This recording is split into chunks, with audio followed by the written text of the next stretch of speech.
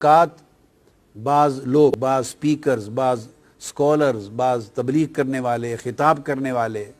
بے دھڑک کہہ دیتے ہیں کہ شب برات کی کوئی حقیقت نہیں ہے، اور 15 شعبان معظم یعنی شعبان کے نصف شب کی، جو نصف شعبان کی اس مبارک رات کی کوئی فضیلت، کوئی اہمیت اور کوئی تخصیص نہیں ہے، بے دھڑک بیان کر دیتے ہیں۔ اب صحیح سیاہ ستہ کی معتبر کتاب جامع ترمذی، سنن ترمذی، اس کی طرف آ رہے ہیں، اس کا باب 39۔ اب وہ لوگ اس پر توجہ کریں جن کا یہ خیال ہے کہ شب برات کا اور 15 شب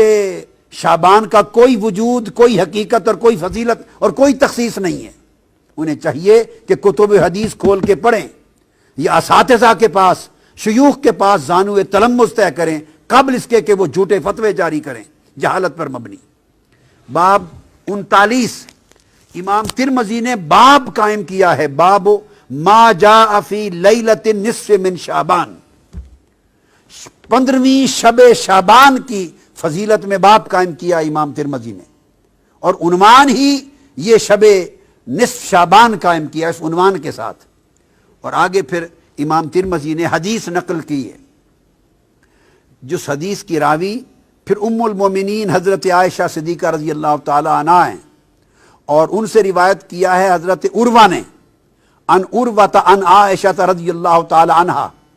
قالت فقدت رسول اللہ صلی اللہ علیہ وآلہ وسلم لیلۃ فخرجت فاذا هو بالبقیع۔ اب یہاں دو باتیں ثابت ہوں گی۔ ام المومنین عائشہ صدیقہ رضی اللہ تعالیٰ عنہ فرماتی ہیں، اس 15 شعبان کی رات تھی جسے ہم شب برات کہتے ہیں، یہ 15 نصف شعبان کی رات تھی۔ میں نے اچانک رات کو دیکھا کہ آقا علیہ الصلوۃ والسلام اپنے بستر مبارک پہ آرام فرما نہیں تھے۔ جب میں نے دیکھا کہ بستر پہ آرام فرما نہیں ہیں تو میں فوراً گھر سے نکل پڑی آپ کی تلاش میں۔ جب تلاش میں نکلی تو فیضا ہوا بالبقیع، میں نے آقا علیہ السلام کو جنت البقیع یعنی بقیع کے قبرستان میں پایا۔ یہاں سے دو باتیں ثابت ہوئیں، ایک امام ترمذی کا 15 شعبان کی شب کے عنوان سے پورا باب قائم کرنا، اور سیدہ عائشہ صدیقہ رضی اللہ تعالی عنہا سے آقا علیہ السلام کی اس سنت کو روایت کرنا کہ 15 شعبان کی شب اٹھ کر عبادت کرنا آقا علیہ السلام کی سنت تھا بطور خاص۔ اور صرف عبادت نہیں، اس شب آقا علیہ السلام قبرستان تشریف لے گئے، جنت البقیع میں تشریف لے گئے، تو دو سنتیں ثابت ہوئی۔ بعض لوگ اس مغالطے میں بھی مبتلا ہیں، اور میں نے پڑھا ہے بعض اخبارات میں، بعض لوگوں نے کہہ دیا کہ قبرستان جانا اور فاتحہ کرنا بھی اس رات میں کہیں ثابت نہیں ہے۔ تو دیکھیے، یہ سنن ترمذی کے باب سے ثابت ہے، آقا علیہ السلام کی سنت سے ثابت ہے کہ عائشہ صدیقہ رضی اللہ تعالی عنہا نے آپ کو جنت البقیع میں پایا، اور جب آپ ان کے پاس پہنچی تو آقا علیہ السلام نے فرمایا اکنت تخافین ان یحیف اللہ علیک ورسولہ، اے عائشہ صدیقہ رضی اللہ تعالیٰ عنہ، دوڑتی دوڑتی مجھے تلاش کرنے کے لیے آئی ہو، تمہارا کیا خیال ہے اللہ اور اللہ کا رسول تمہاری حق تلفی کرے گا؟ اب یہاں ایک بڑا لطیف نکتہ ہے، ان کو ایک گمان گزرا تھا جس کو آگے بیان کرتی ہیں، قلت یا رسول اللہ انی ظننت انک اتیت بعد نسائک، یا رسول اللہ صلی اللہ علیہ وسلم مجھے خیال گزرا، گمان گزرا کہ شاید آپ کسی اور زوجہ مطہرہ کے حجرے میں تشریف لینے گئے ہوں۔ یعنی وہ رات باری کے اعتبار سے ام المومنین عائشہ صدیقہ کی تھی، اور ایک بتقاضۂ بشریت جب اٹھی نصف شب رات کو 15 شعبان کو تو دیکھا آقا تشریف فرما نہیں ہے، ایسے بتقاضۂ بشری خیال آیا کہ کہیں آقا علیہ السلام کسی اور زوجہ مطہرہ کے ہاں تشریف نہ لے گئے ہوں۔ اب آقا علیہ السلام ان کے ذہن میں اس مخفی خیال کو جان گئے،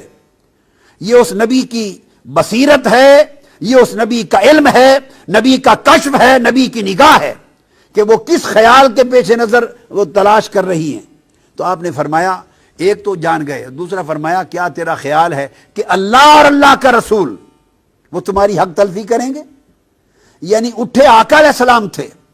تلاش حضور کی ذات کی ہو رہی تھی، مگر آقا علیہ السلام نے ان کا گمان جو آقا علیہ السلام کے بارے میں تھا اس پر اللہ کا اسم شامل کر کے فرمایا کیا تیرا خیال ہے کہ اللہ اور اللہ کا رسول حق تلفی کریں گے؟ یہ نہیں فرمایا کہ رسول حق تلفی کرے گا، نہیں، بلکہ فرمایا کہ اللہ اور اللہ کا رسول ایسا کریں گے۔ اشارہ اس امر کی طرف تھا کہ رسول کا ہر عمل وہ رسول کا نہیں ہوتا، وہ اللہ کا عمل تصور ہوتا ہے،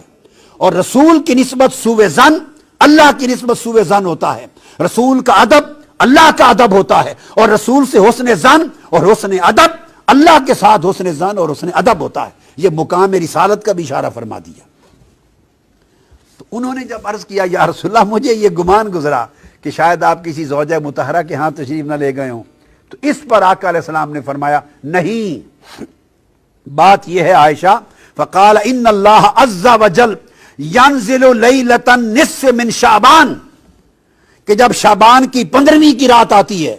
تو اللہ تبارک و تعالی الی السماء الدنیا، آسمان دنیا کی طرف ایک خاص شان کے ساتھ نازل ہو جاتا ہے۔ اب آپ دیکھیے، یوں تو آسمان دنیا کی طرف ہر رات کے پچھلے پیر نازل ہوتا ہے، تو جب نصف شعبان کی رات کی تخصیص فرمائی تو اس کا مطلب ہے اس رات کسی اور شان کے ساتھ،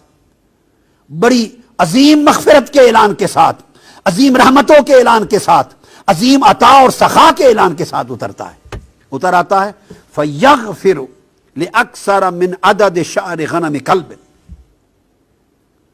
تو ایک قبیلے کا ذکر کیا جن کے پاس بہت بکریاں ہوتی تھی، فرمایا وہ قبیلہ جس کے پاس دنیا میں سب سے زیادہ بکریاں ہیں، ان بکریوں کے اوپر جتنے بال ہیں ان بالوں سے بھی بڑھ کر اس رات اللہ میری امت کی بخشش فرما دیتا ہے۔ اس شب برات، اس لیے اس کو شب برات کہتے ہیں کہ اس رات دوزخ سے آزادی ہوتی ہے، برات ہوتی ہے، بخشش کا اللہ کی طرف سے اعلان ہوتا ہے۔ اور اس کے بعد امام ترمذی روایت کرتے ہیں وفی الباب عن ابی بکر الصدیق، اسی باب میں اسی موضوع پر یہ حدیث سیدنا ابو بکر صدیق رضی اللہ تعالیٰ عنہ نے بھی روایت کی ہے۔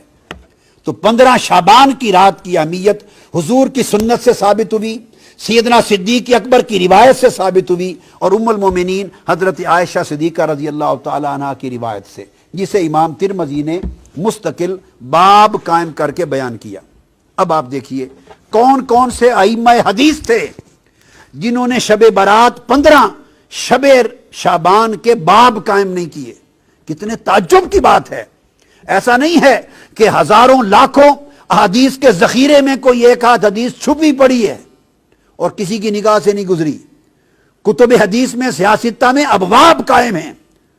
نصف شعبان کی شب پر، اور ابواب قائم ہوں اور پھر کہا جائے کہ اس کی کوئی تذکرہ نہیں ہے، کوئی وجود نہیں ہے، اس پر